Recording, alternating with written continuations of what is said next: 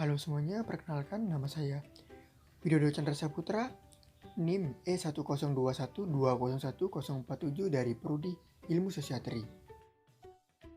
Di sini saya akan memaparkan hasil analisis saya, yaitu Sustainability Report tentang perusahaan Gunung Rajapaksi. Yang pertama ada profil perusahaan. Nama perusahaan ini adalah PT Gunung Rajapaksi Tbk, yang dimana PT ini terletak di Cikarang Barat, Kabupaten Bekasi, yaitu Provinsi Jawa Barat.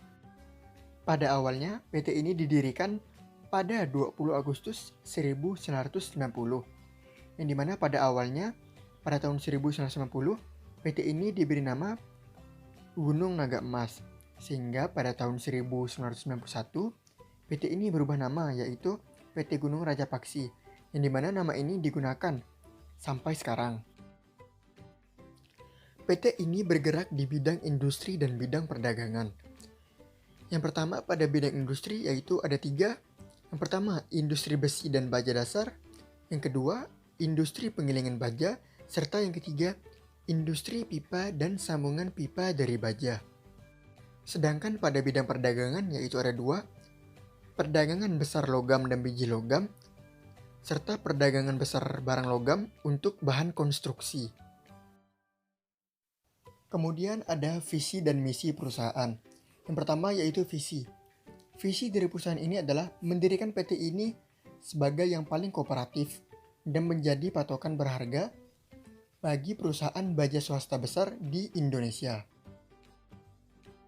Serta misi dari perusahaan ini adalah memastikan kepuasan pelanggan dan seluruh pemangku kepentingan melalui inovasi efisiensi, produktivitas, kualitas produk, dan layanan, serta tanggung jawab sosial perusahaan yang menjadi aspek penting untuk keberlanjutan perusahaan.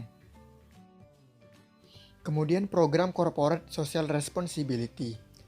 Melalui pelaksanaan program Corporate Social Responsibility, program CSR yang dilaksanakan oleh perseroan mengacu pada ISO 26000 yang berfokus pada implementasi tata kelola perusahaan yang baik atau Good Corporate Governance, kemudian kepedulian terhadap pelanggan, pengembangan sumber daya manusia, menjaga kelestarian lingkungan, serta memberikan dukungan dalam pengembangan komunitas dan lingkungan sosial. Secara garis besar, penerapan CSR di GRP berpegang pada 5 pilar yang dilakukan secara berkesinambungan, yaitu yang pertama yaitu building human capital, yang dimana pilar ini berfokus dalam menciptakan SDM handal di internal perseroan dan melakukan pemberdayaan masyarakat sekitar. Yang kedua yaitu strengthening surrounding local economies, di mana pilar ini menuntut perseroan untuk tidak berfokus dalam memperoleh keuntungan diri sendiri, namun juga harus memberikan keuntungan bagi ekonomi sekitarnya.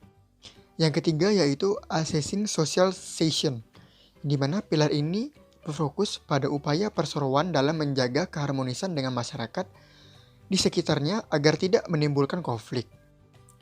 Yang keempat yaitu encouraging good governance. Pilar ini mendorong agar dalam menjalankan bisnisnya, perseroan senantiasa mengacu pada good corporate governance atau GCG. Yang terakhir yaitu protecting the environment, yang dimana pilar ini berfokus pada upaya perseroan dalam menjaga kelestarian lingkungan. Kemudian terdapat pendekatan strategis, yaitu pilar kebijakan tanggung jawab sosial perusahaan, yang dimana lingkungan, sosial budaya, pendidikan dan kesehatan masuk ke dalam pemberdayaan dalam perusahaan ini.